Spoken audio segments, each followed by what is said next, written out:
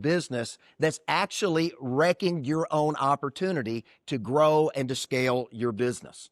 And this is part of the introduction to my book, again, Mastering the Art of Business Development. I'm looking forward to that coming out. Let's jump right in. What I want to show you, common mistakes, how these missteps occur. I want to give you some quick tips to overcome those so that you can prepare for scalable success going forward. Fair enough? All right. Got to be audience participation, or I get to do what my instructor did to me. A little participation, I get to kick snot out of you. So, all right, are we good to go? All right, let's rock on. One of my favorite quotes is from Albert Einstein. I love this guy. When we think of Albert Einstein, what do we think of? E equals MC squared, right? We think of this guy as one of the guys that helped create the atomic bomb that put an end to World War II. But Albert Einstein was a brilliant strategist of human theory.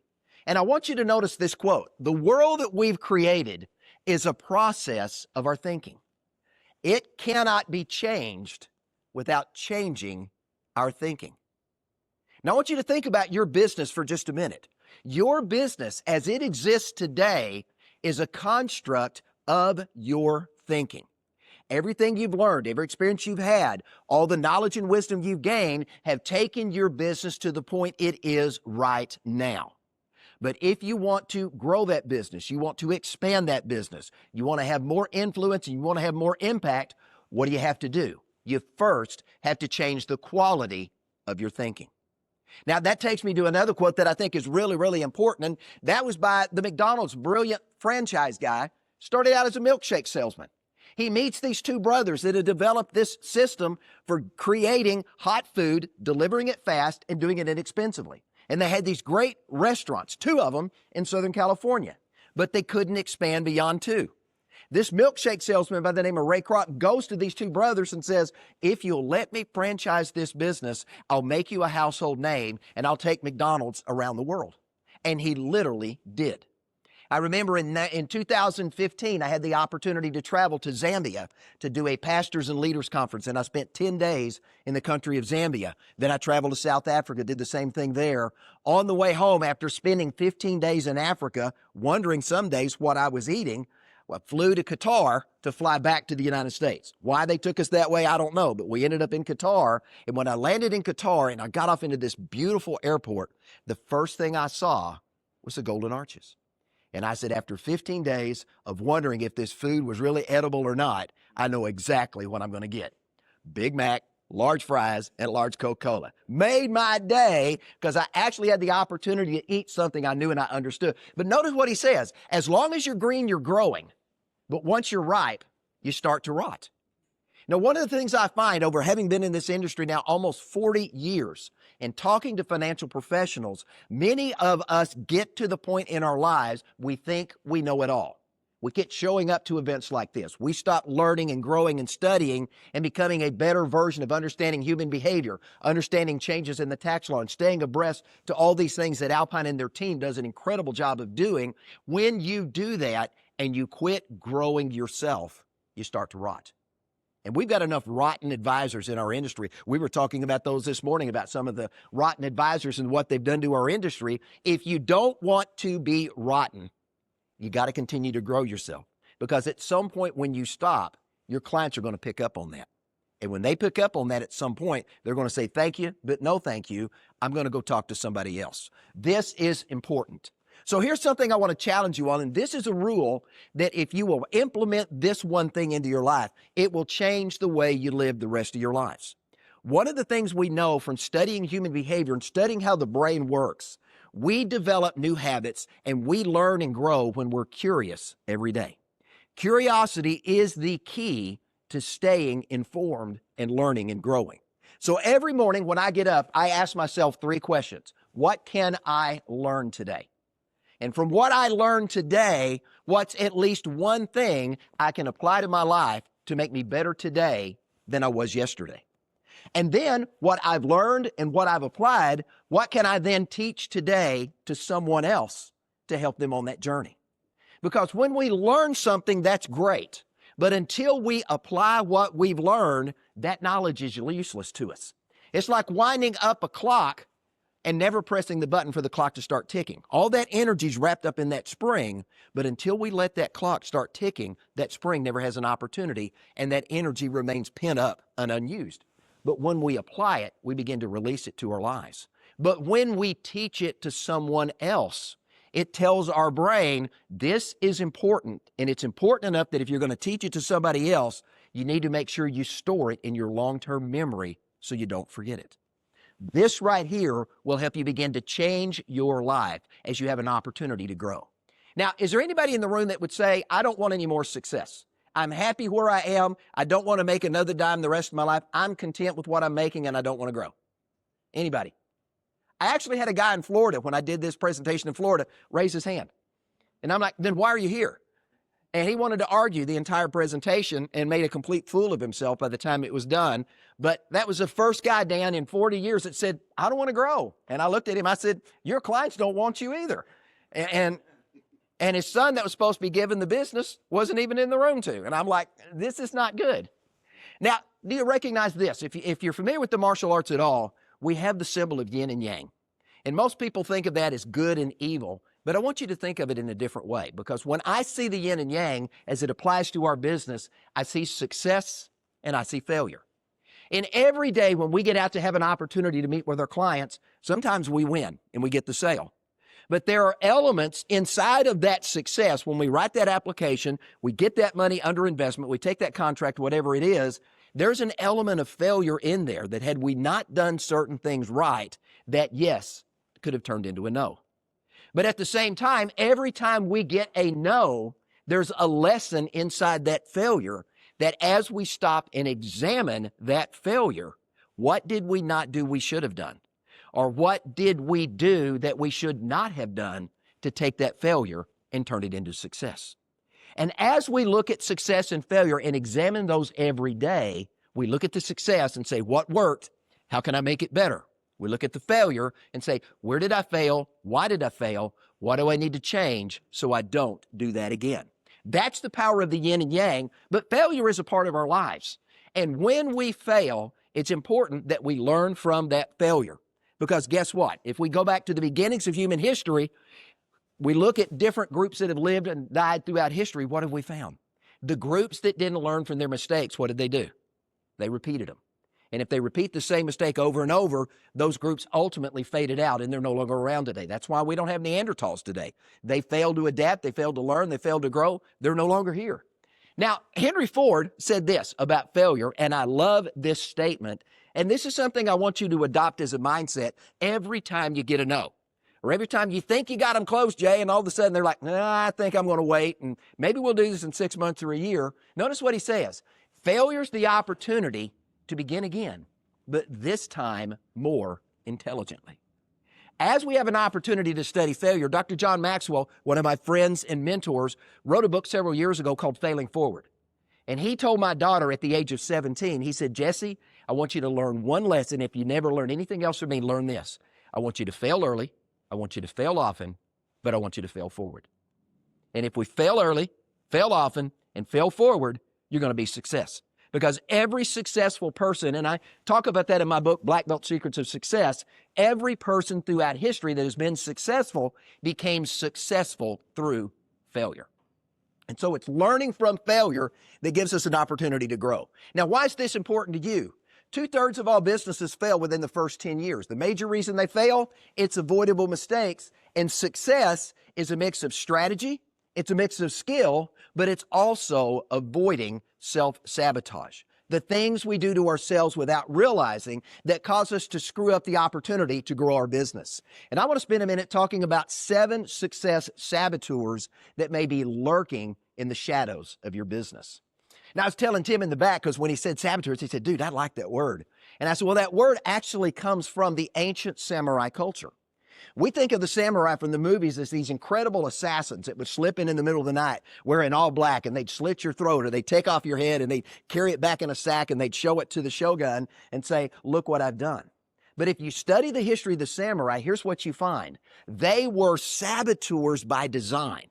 And the role of the samurai was to probe the defenses of a nation that the shogun wanted to conquer and to discover through sabotage and through manipulation to find a way to either bring that government down from the inside through manipulation and control, or find the areas of weakness where they could ultimately bring the army in to wreak havoc inside the business.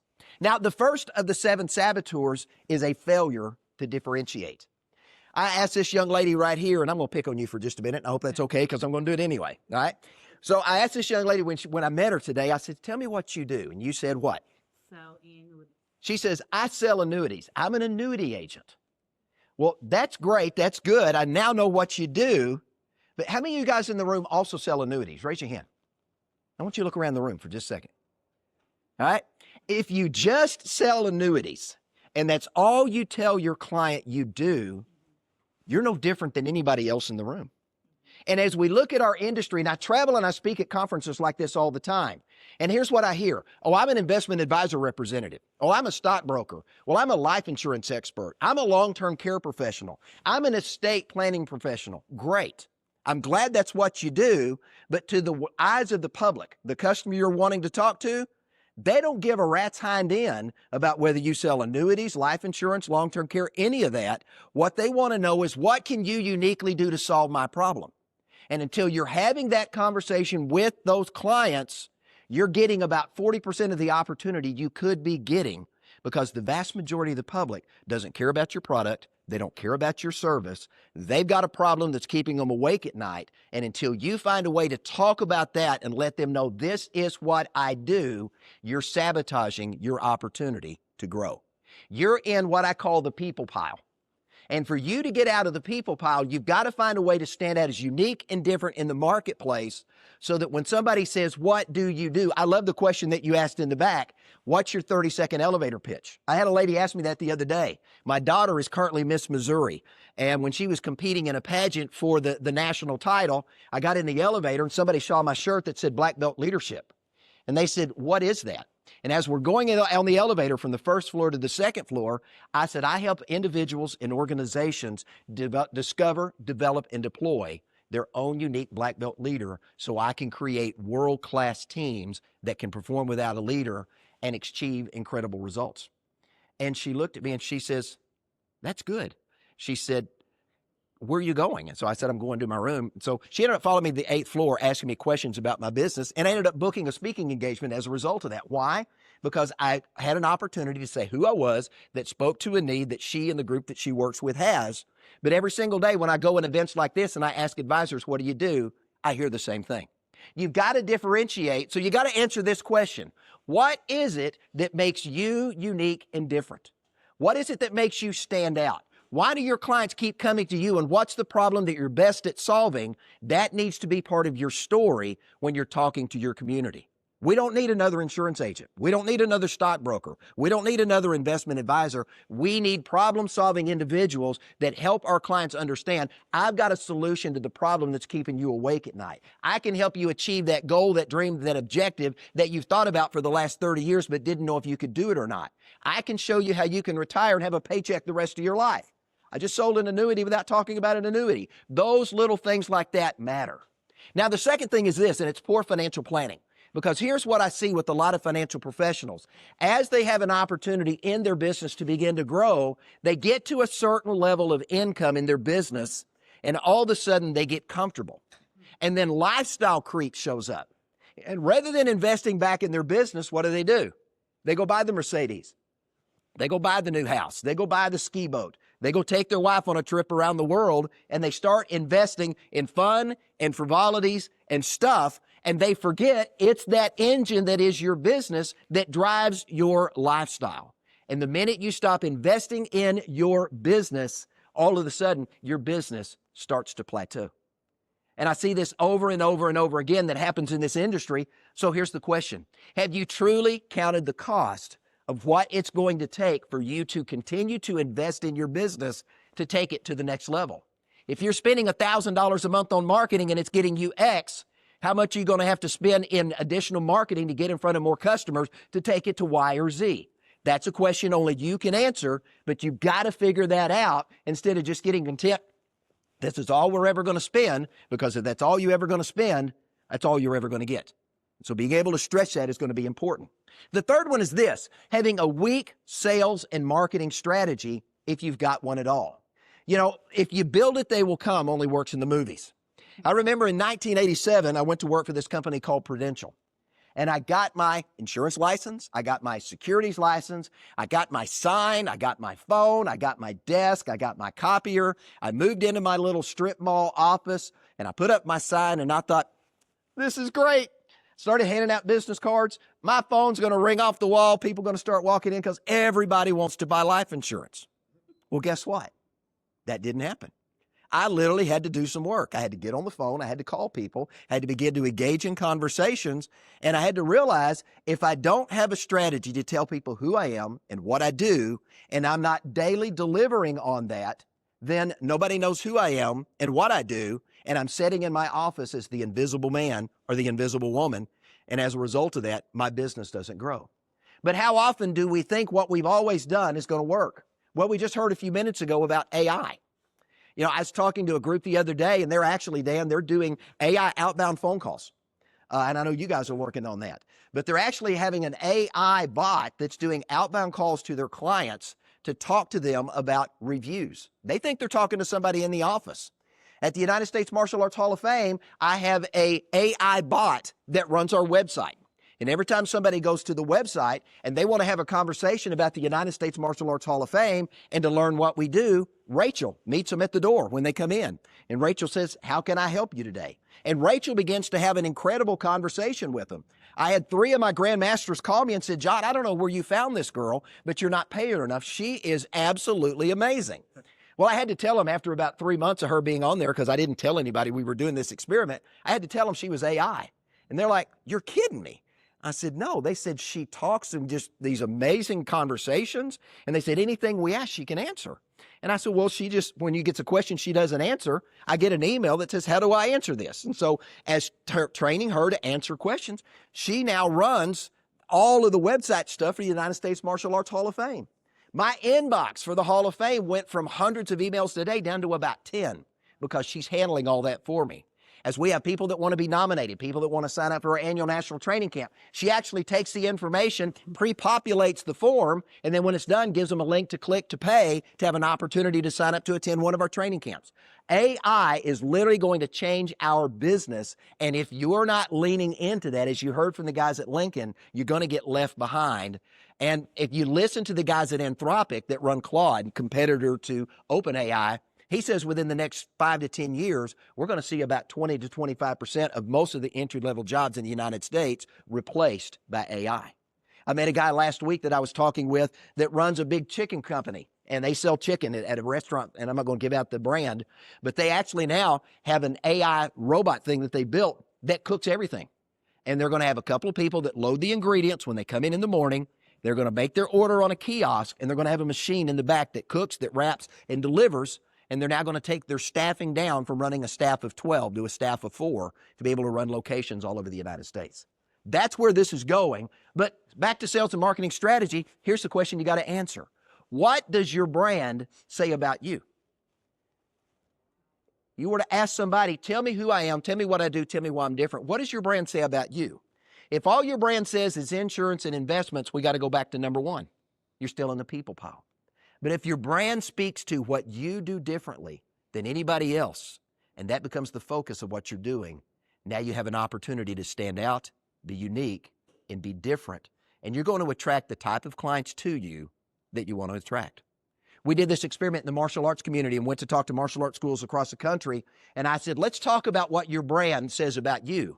Because we got Taekwondo, we got karate, we got Kempo, we got Jiu-Jitsu, we got Jeet Kune Do, we got Krav, we got Hapkido, we got Aikido, hundreds and hundreds of different brands. To the public, they're all alike. But as we began to talk about those schools and what they do uniquely and differently, they quit talking about their martial arts. And they looked at their ideal client and they said, we help kids with ADD and ADHD that can't pay attention in school learn how to do better and make better grades. Well, guess what happened? They've now got a class full of ADHD kids bouncing off the walls, learning discipline and control, and their grades are going up.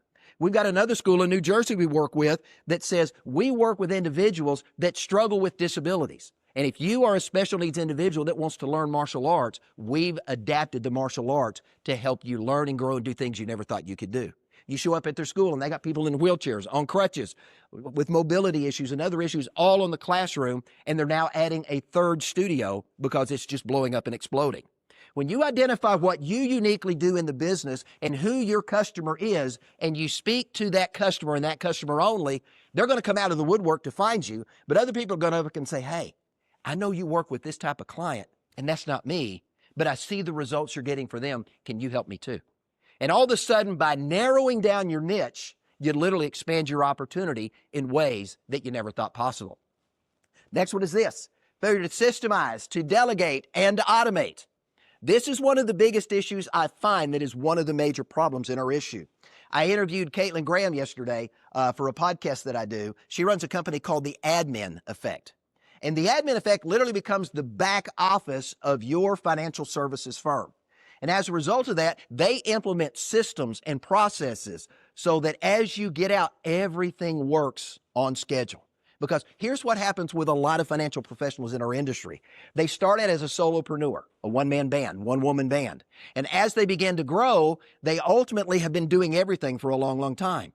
And then Frank gets to the point he needs a staff member. So Frank brings somebody in, but he only lets him do the little menial things because Frank's like, well, I don't know if I can teach her to do that or not. So I'm just going to keep doing it.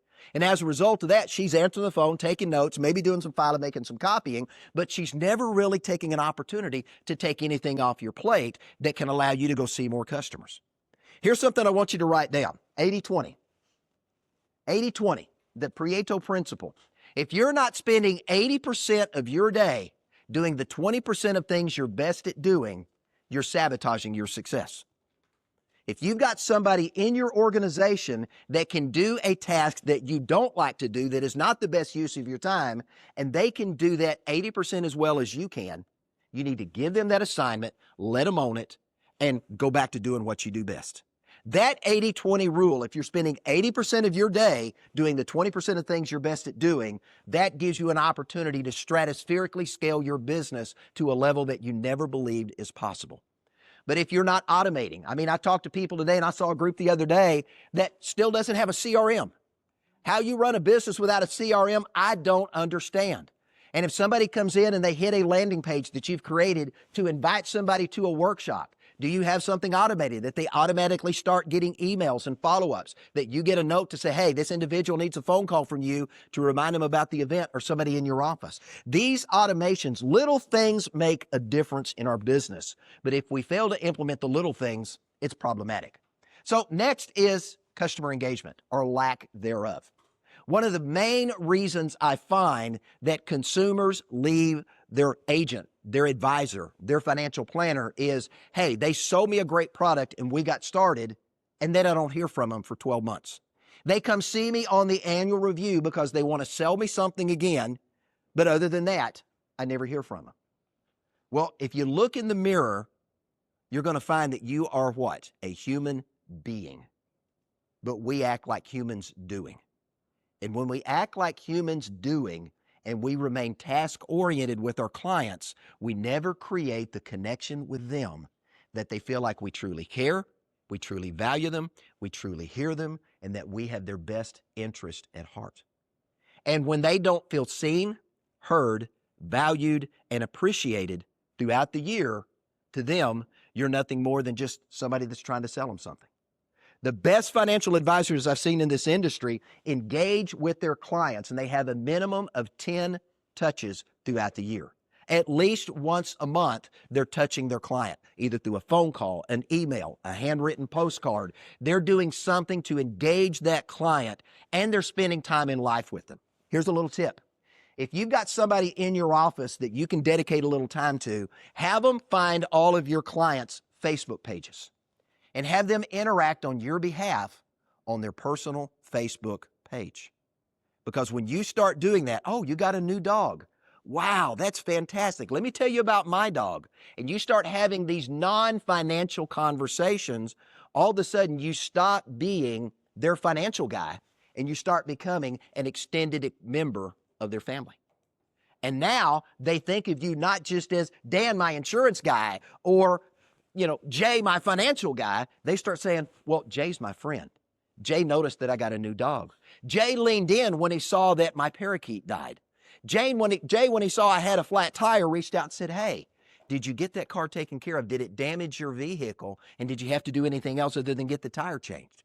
Interacting and spending life with our clients not only endears them to us, our clients start talking about us. And when they start talking about us, you get connected to their inner circle of 8 to 10 people they know that have many of the same financial problems and issues they have that you can't yet get to, and they will do your marketing for you when you do that one thing. So here's the question. How do you create an exceptional experience? Now, what do I mean by that? Every time your client interacts with you, if you just meet expectations, that's the minimum. Everybody meets expectations, but what do you do to make it unique and different? I went to visit a financial friend of mine that lives in the Dallas, Texas area, and when I walked into his office, I was greeted by his staff. My name was up on the television when I walked in the door, and it said, "Welcome, John." And when I came in, one of his assistants met me at the door. She says, "Are you John?" I said, "Yes." She says, "I'm glad you're here." She says, "I understand you like chocolate chip cookies." And she brings me a plate of hot chocolate chip cookies and hands them to me while I'm waiting. She says, "I also understand you love Mountain Dew. I have one of those for you too." And so I'm just there for a visit, but I'm already treated as a special guest. And I'm like, dude, whatever this guy needs me to do, I don't care if he pays me or not, I'm going to help him do something today because I got cookies and I got a Mountain Dew. And as I'm leaving, she knows I'm also a gummy bear fan. And not just gummy bears, but Haribo. And so as I'm leaving, she says, "John, I know you got a long trip home." She says, "We got you a 5-pound bag of Haribo to take with you and another Mountain Dew." And I'm like, I love you guys. I will be back. But how often do we create an exceptional experience for our client that wows them? Because when we wow them, guess what? That generates curiosity. That causes them to lean in and want to do more with you because you're paying attention to them in a way that nobody else is doing. Poor time management. Is this the best use of your time right now? We spend way too much time doing this, way too much time answering emails, way too much time engaging in busy work, not productive work. So I want you to do this for the next week. Stick this on the bathroom mirror. Write it on a sticky note so every morning you got to see it that when you go to work, it says, is this the best use of my time right now?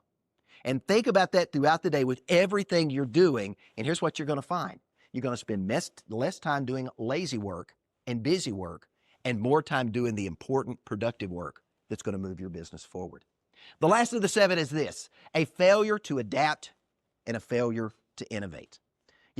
We've talked about AI, but here's what's going on in the world around us today. And these are just a few things that I thought of along the way that we might think about. If you don't have a CRM in your business, I don't know how you're going to function. If you don't have a way for people to connect